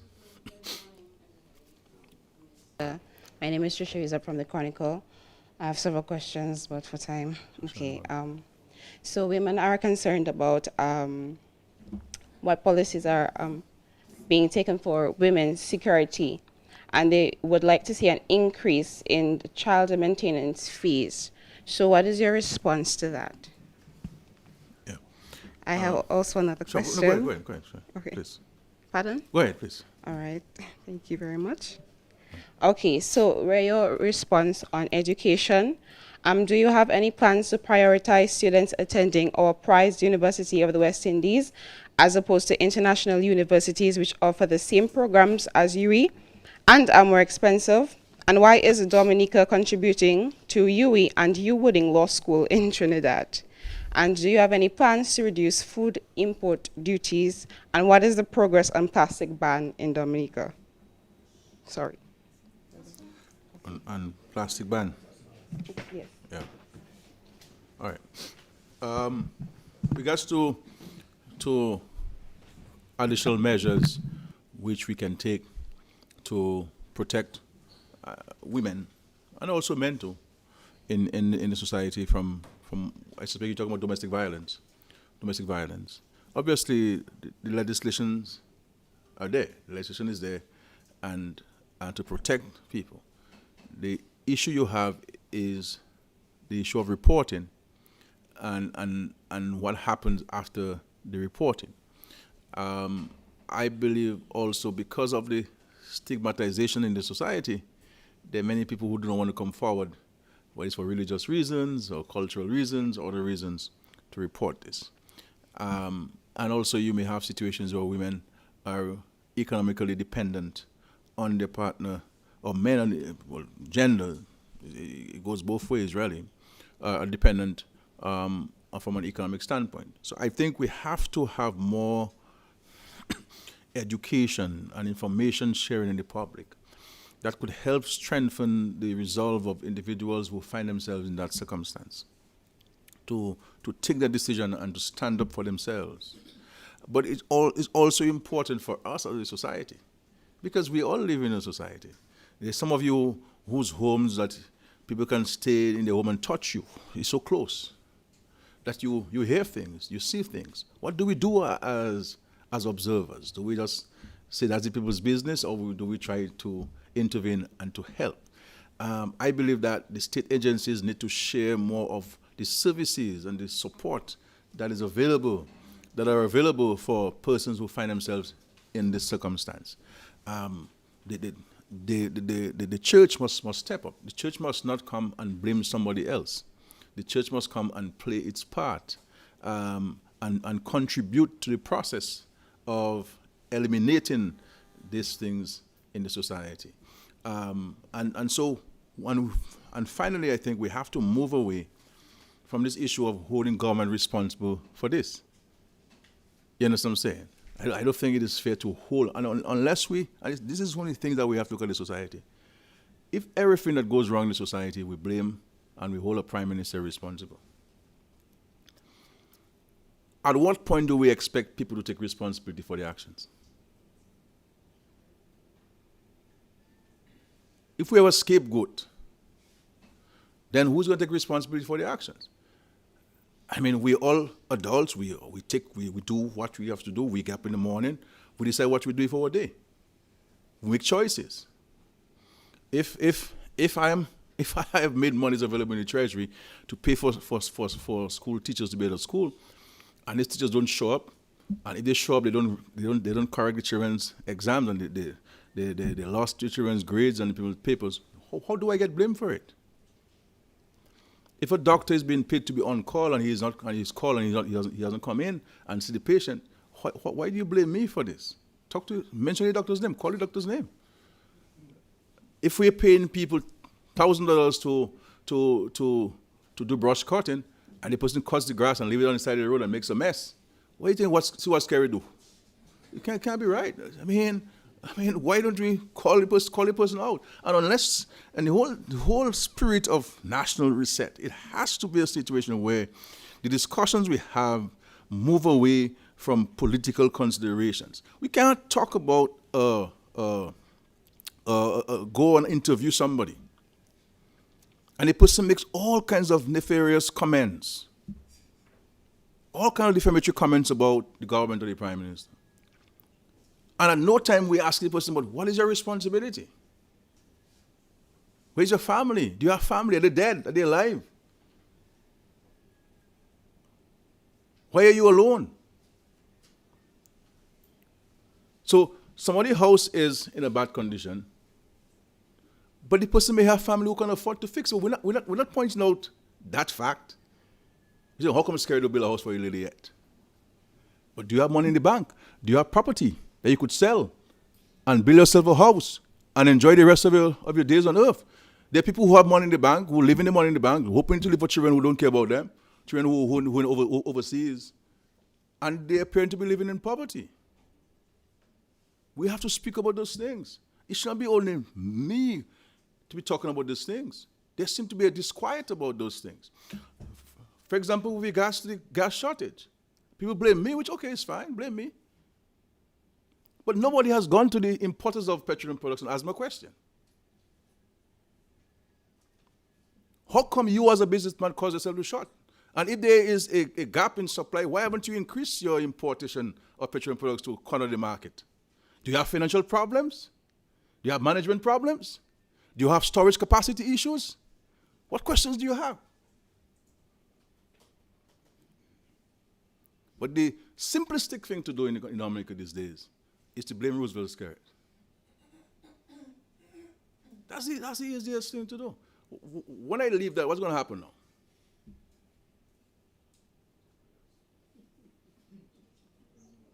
Because, I just go to overseas for a few days, people start missing me. Same people who say Skerrit was going to miss Skerrit, but why is he scared yet, boy? You're scared yet, but where's Skerrit been, boy? And Matt, Matt is missing me a lot, every single day, man. Matt's looking for sightings of Skerrit, man. Somebody please. Matt is saying in this program, somebody please tell me where you've seen Skerrit, man. To me, when Skerrit not Dominica, I think that as so be. I pass to you, Matt, for your questions. Sir, 2 questions. We all agree, all of us in the room agree that money is scarce. The economy can be tight. Mm-hmm. Why do we have such a large cabinet? Is a large cabinet like that necessary? Second question, as it relates to VAT, in other countries we see a decrease in VAT. Will we see any of that in Dominica in the near future? Yeah. Good. Yeah. And my friend asked a question, a couple of questions. I'll come back to you right now. A couple of questions here. The issue of VAT. VAT is the mainstay of the revenue of the country. That's what you use to determine economic activity in the country, and because of the way that the legislation is constructed, it is constructed in a way to protect the revenue base of the country. Currently, the VAT is at 15%. At a particular threshold, if you were to reduce it below that, based on what experts are saying to us, it will make no sense to you. And so, and VAT is the most fair tax that you can have because it's based on consumption. So you pay VAT based on your consumption, how much you consume. So if you consume less than me, you'll automatically pay less VAT than me. If I consume less than Grant, which I suspect I am, now Grant will pay more VAT than me. You understand what I'm saying? So it is, I believe that the way to go insofar as tax is concerned is to reduce on income tax.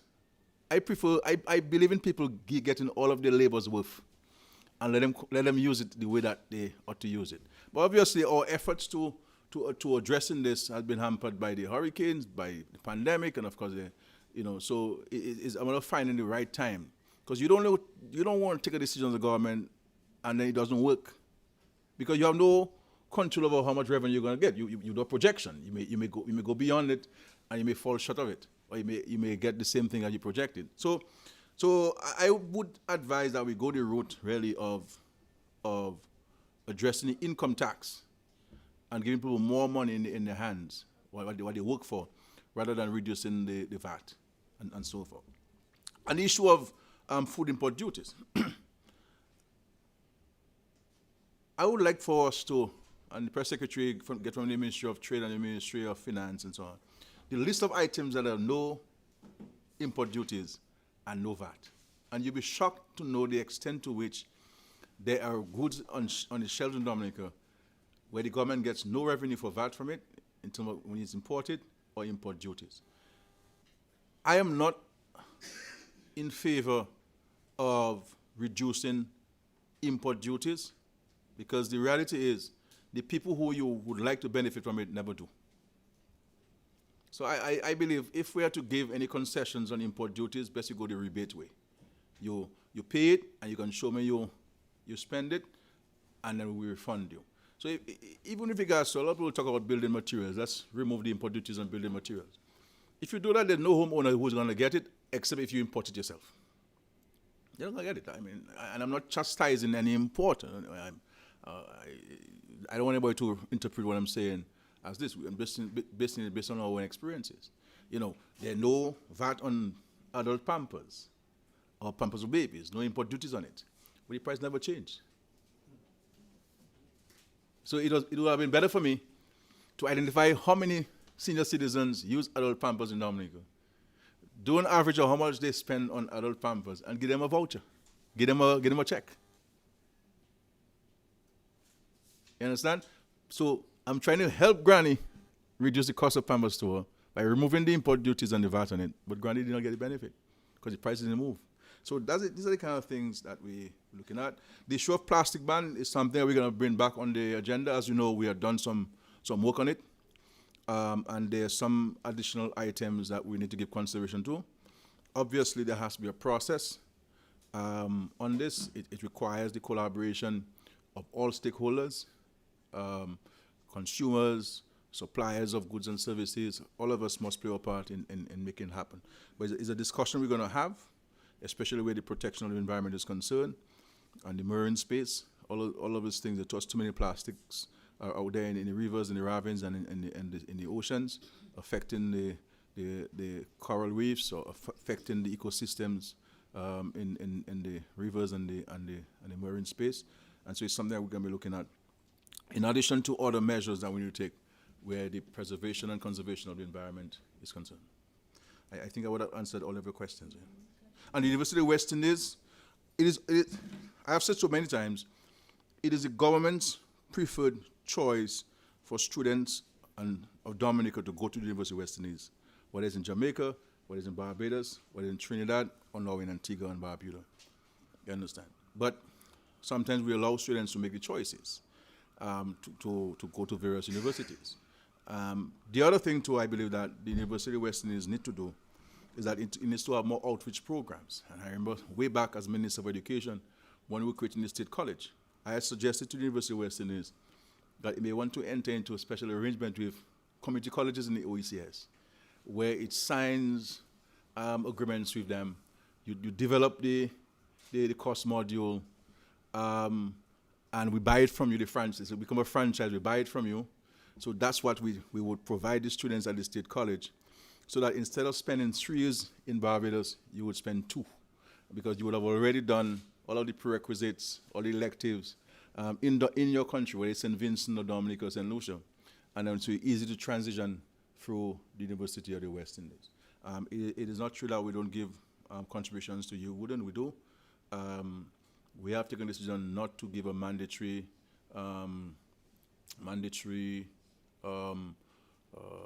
there's a fee that UWI talks about. It slips me. That normally we used to provide before, but we're now providing based on the students who we send, and not just a carte blanche approach to the payments and so forth. But maybe every student who goes to you, we give some kind of contribution to the student on that. But my personal preference and that of the government will be for students to go to the University of West Indies to study, rather than spending this millions of dollars in the United States economy. We do help the U.S. economy quite a bit. The ambassador of the United States is coming to see me this week, so I'll remind her of that as well. You know, I know she's watching and listening in Barbados. So. I think my friend has one more question. Yeah, sure. You guys come ready for me today, boy. I can tell you. Yes, we did. Oh, sorry, Matt. Oh, well, you know, then we could take it to Parliament. Why not reduce the Parliament from 21 to 5? You see, I don't think people understand the demands on ministers. I am the Prime Minister of the country. I'm also a minister, but also a member of Parliament.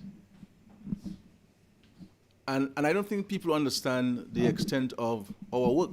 This is not an 8 to 4 job. Everybody can go to home at 8 to 4, not a minister. The minister has to be available 24 hours, 7 days a week.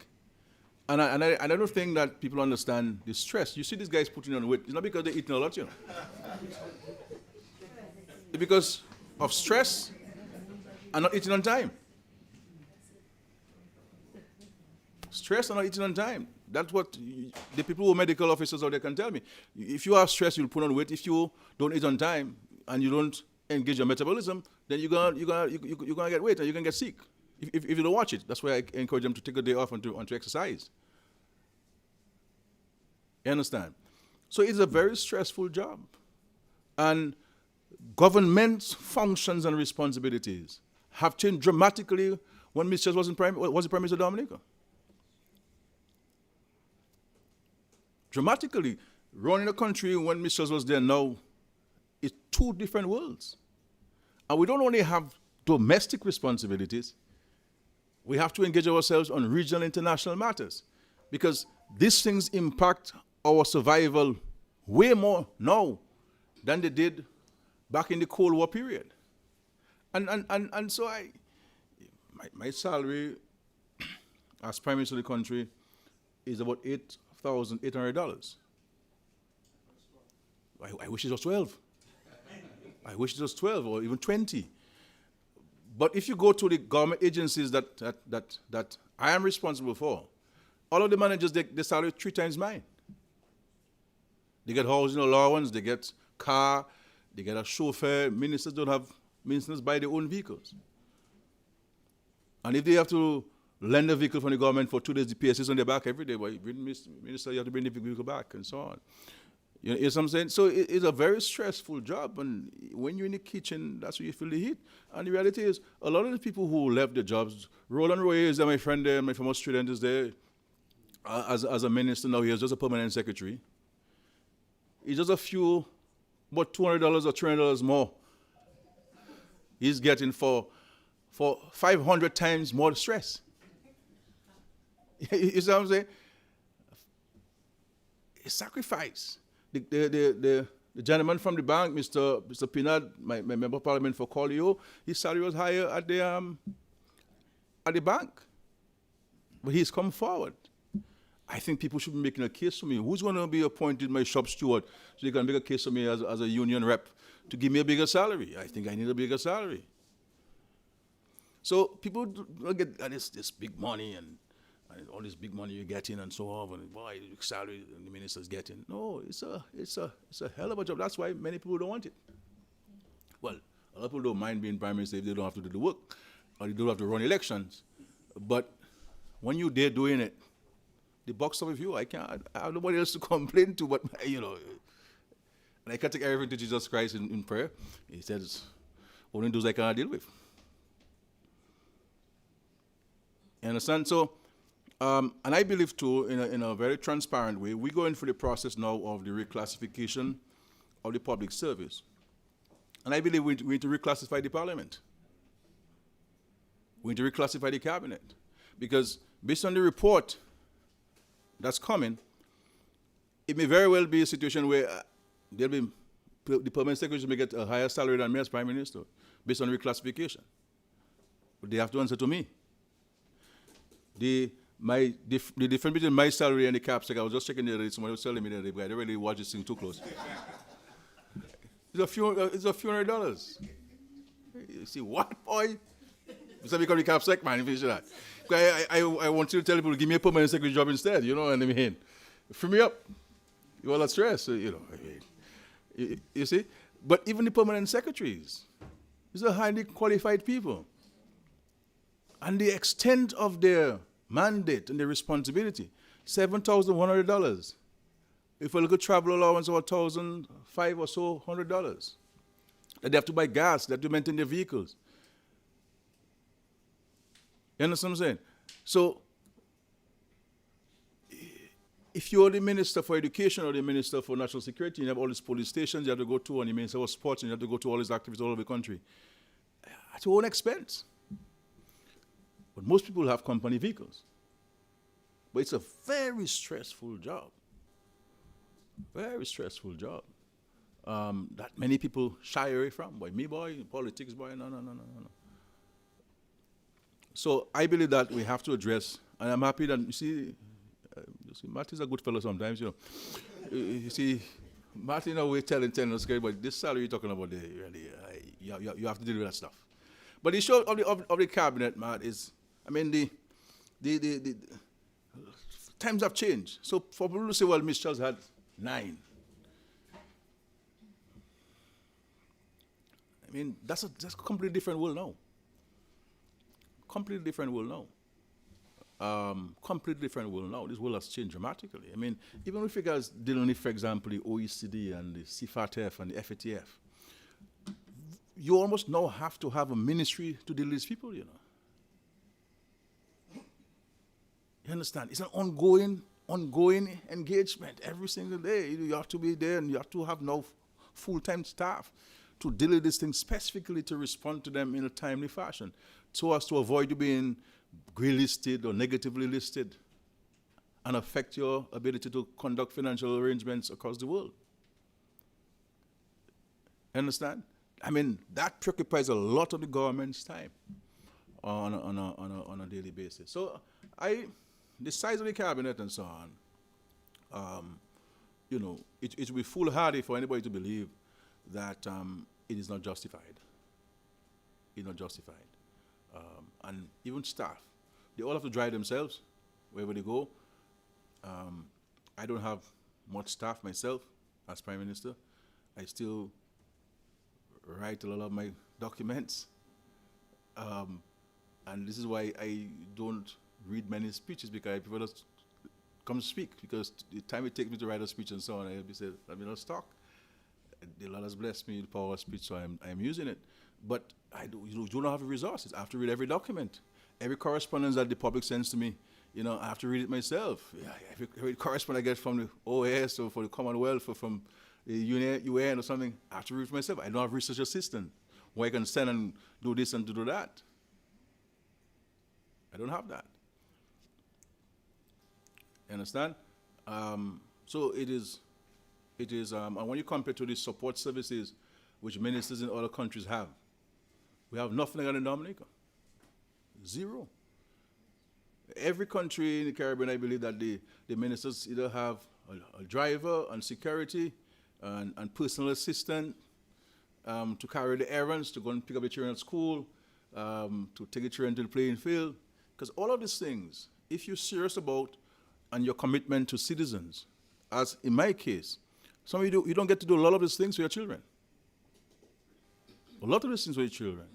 While I should be at my children's PTA meeting, I have to find myself in another school addressing an issue. And likewise, my colleagues.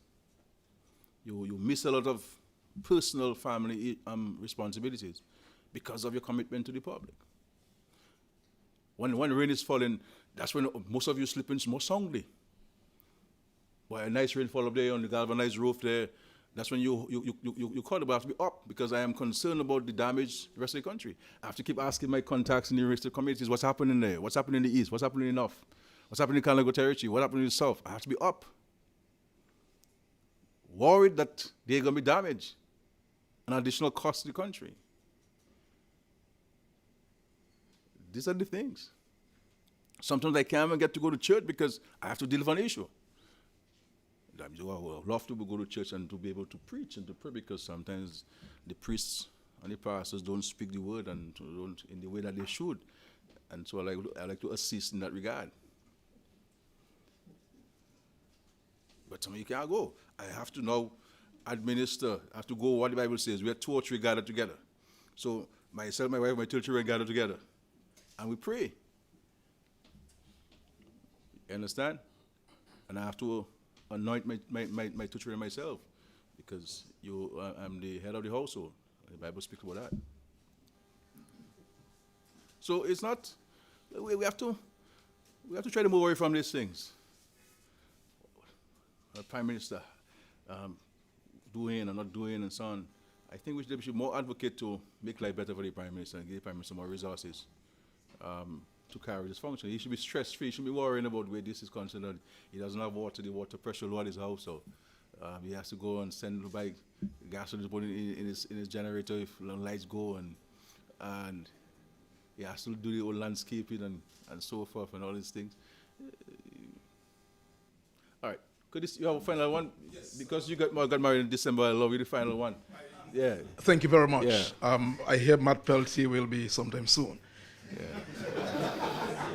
Prime Minister, does COVID-19 or any strain of the virus pose any threat to Dominica right now? Well, as far as the medical practitioners are saying, I mean, COVID is still around. We don't do the tests as we used to, but people who want to get tested, there's still the service to get tested. So some people have been tested and have tested positive for COVID. I mean, you have the flu around, it's really bad. It has all of the symptoms of COVID. And so we just have to go about our business in a responsible manner, take a precautionary measure. Wearing a mask is not taboo. You can still wear a mask if you have the flu and you have to come to work, or you have to be around family so that you minimize the transmission of the flu to each other. I think we have to go back to the days of sanitizing our hands more often as we did. We have all dropped and put away the sanitizers and washing of hands as frequently as we did. So they of course, you've seen the surge in China, you've seen in the United States and Europe, the significant numbers there, you know, and we empathize and sympathize with the countries affected by COVID, all of them were very helpful to us in our time of need. It's a huge challenge. China has a significant number of deaths there. So COVID is still around. And so we still need to go about the with precaution. If you have, I'm not aware of a new strain. I know WHO has indicated that, and of course CAF has indicated that there's a strain around of it. But we continue to test. I'm saying that people don't test as they used to before. Already a handful of people are testing, but we do have the services at the various health centers and the hospitals. The reality is most of us don't bother to test anyway. We just declare it as a flu, and we take medication based on the flu. But from what the doctors are saying, this flu is so bad that if you have it, you may want to consider getting some antibiotics to help you fight it, because the bush medicine is really not helping you to the extent that it would have helped you. And so we just have to. And normally around that time of the year, Christmas time, after Christmas, you don't want to get a flu because it's cold. It's very cold and rainy and so forth. But we have to go back to taking our vitamins, you know, washing our hands and still wearing our mask where we can wear our mask. The company which we are buying the petroleum products from is West Indies Petroleum. So West Indies Petroleum, we have purchased the 10,000 barrels from, and we look forward to having a recurrent purchase from them to supplement what we're getting from Venezuela. Okay, thank you very much, folks. I appreciate your comment. Matt, I recognize that you're part of the National Reset, that you're here in full glory as a journalist, asking the sensible questions, and I appreciate your presence there. And we look forward to that mutually respectful engagement as we share with the public what we're doing, and you quiz us based on what the public is saying to you and the concerns which they have. And we will respond to you with the information that we have. If we don't have it, we'll provide it to you in a subsequent time. But thank you very much. Before you leave, just a note that also this week we are launching a new official news portal of the Office of the Prime Minister. It's pressroomopm.gov.dm, There you will find up-to-date news and information from the OPM and other government departments, public addresses, and the like. So that's pressroomopm.gov.dm, all part of the reset. So thank you, everyone, for coming, and do have a good rest of the week. Thank you so much.